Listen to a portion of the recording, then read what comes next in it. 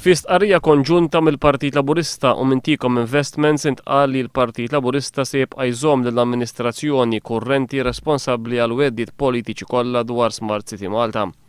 Fl-istess ħin gvern ġdid jekk ikun elett jonora l-impenji li saru u jipprovdi impetu ġdid għal progress tal-proġett.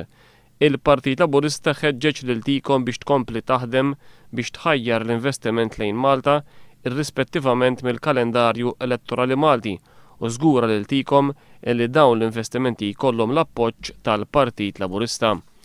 Matul id-diskussjoni Ticom ikkonfermaw l-impenn tagħhom lil Malta u l-investimenti tagħhom fil-pajjiż. Dwar Smart City Malta Ticom ikkonfermaw mill-ġdid li se jkomplu jaqdu l-ħtiġijiet stipulati fil-kuntratt mal-Gvern fil-kuntest kurrenti internazzjonali.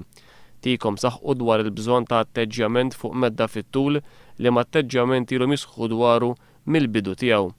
Huma appellaw ukoll għal sinerġija kontinwa li tippromuovi Smart City Malta.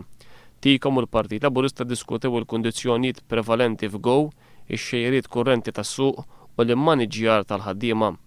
Għan-naħa ta' Ticom preżenti fil-laqgħa kien hemm Ahmed Bin Biyat, kap eżekuttiv ta' Dubai Holding, Abdul Latif Al-Mulla, kap eżekuttiv tal-grupp Ticom Investments, Fared Abdul Rahman, kap eżekuttiv Smart City Malta u Deepak Padmanabhan, chairman tal-Go.